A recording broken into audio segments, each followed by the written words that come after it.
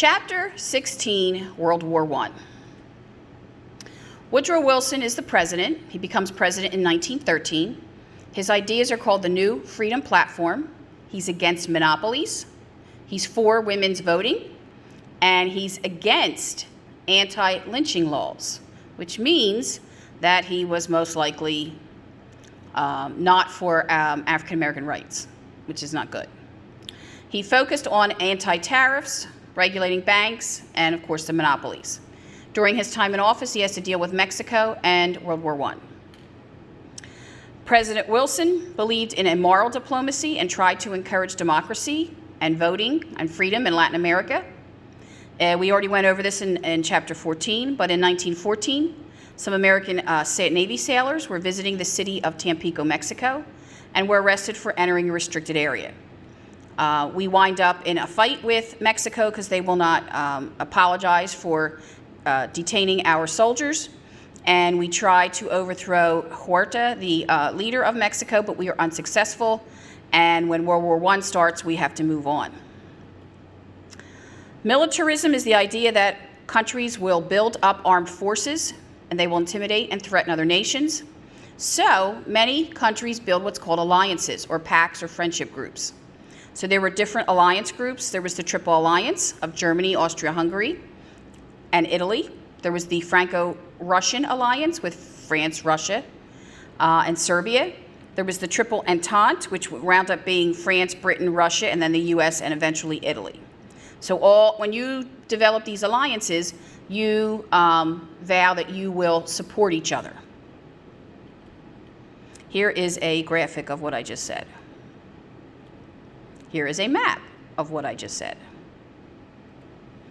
So there was nationalism is the idea that you have pride in your country, you want to be ruled by people that are like you.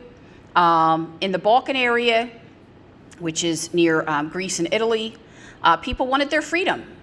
The Balkan Peninsula had been controlled by the Ottoman Empire, which is Turkey today, and then by the Austria-Hungarian Empire. And they're like, why? Leave us alone, let us govern ourselves.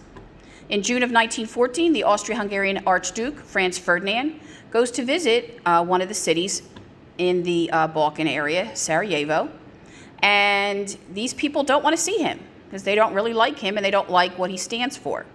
So Gavrilo Princip of the Black Hand terror group assassinates the Archduke and his wife Sophie. Black Hand wanted Serbia to have freedom from the Austria-Hungarian Empire, so this is considered a terrorist attack. This is a painting and a picture of Gavrilo Princip. The assassinations trigger the alliances, and so when one country declares war on another, they all wind up declaring war with each other. Germany starts war by invading a neutral Belgium, so Britain and France declare war against Germany, and so on and so on and so on. And before you know it, Germany's fighting on its western borders and its eastern borders. And here is a little map of that. You can see the arrows. And this is a map of World War I. It's not very big. I'm going to make it bigger. So, propaganda. Propaganda is the idea that we will try to influence your opinion. These are posters that were created in World War I because obviously there was no social media.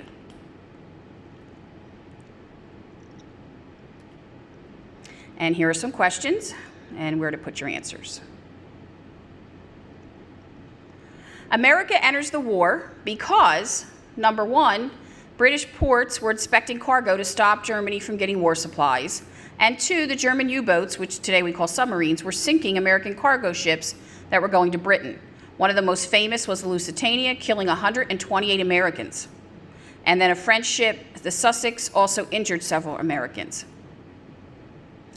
The German official, Arthur Zimmermann, sends a telegram to Mexico saying to Mexico, hey, if you side with us, we'll give you all the land you lost to America way back in the day. However, the British intercept the telegram and tell us about it, which makes us angry with Mexico. But did this really happen? There are some people that say that Britain created this so that we would enter the war because they really needed our help. So is this just really yellow journalism? Public opinion on war with Germany starts to switch, and a lot of Americans are now for going to war. So we do declare war against Germany on April 2nd of 1917. On the home front, we have the War Industries Board to make war materials. We need workers, so a lot of African Americans move from the South to the North to work in the factories. We call this the Great Migration. We have a food administration. We have a fuel administration, which is why we have daylight savings time today. And the government raises the income tax to pay for the war. They also sell something called government bonds, which is a bond that grows interest over time that you can turn in 10 to 15 years after you bought it. And that's what I was talking about here with the bonds. The National War Labor Board gave unions more benefits so that they would not stop work production and they would not go on strike. And many women started working in factories, African Americans, and actually a lot of Mexicans come here because, remember, they were living in poverty and they could get jobs here. The Selective Service Act is created to draft males from the age of 21 to 30 into the war. Women also serve in the war as nurses, secretaries, and radio dispatch jobs. Your questions and your answers. This is a very bloody conflict, trench warfare. The area in between was called no man's land with barbed wire, bombings, trenches. New military technology was used, poison gas attacks on soldiers and horses. So gas masks were created to protect the soldiers and the horses. Tanks were used for the first time, not very successfully. Planes were used for the first time, and hot air balloons were used. When the Americans arrive in France, they use convoys to get across the Atlantic Ocean so that the German submarines won't sink the ships with the American soldiers in them. And in March of 1917, Russia leaves the war. Russia has a civil war, and Russia becomes communist and changes their name to the Soviet Union. At the Battle of the Argonne Forest, which is in France, it's a very fierce battle. It lasts for 2 whole months, and finally, the Americans and the British are able to push the Germans back. Some of the heroes during this time were Alvin York, Eddie Rickenbacker, the Harlem Hellfighters in the 369th Infantry. And finally, on November 11th of 1918 at 11 a.m., the war ends. We call it Armistice Day. And President Wilson decides he's going to get in a boat and come over and help with the peace treaty. And he has 14 ideas that he's going to present that could be put into the peace treaty. Freedom of trade, freedom of seas, disarmament, all these things. He also wants to create some kind of peacekeeping organization that he called the League of Nations. Today we call it the United Nations, and its headquarters is in New York City. Here is what the map looks like after World War I. Now, the Treaty of Versailles after World War I is called the Treaty of Versailles because it's written at the Versailles Palace in France. Germany loses land. They must admit guilt in starting the war. They have to pay for all the damages. Their army and navies are reduced in size. The problem is they are not invited to the peace negotiation, which is unheard of.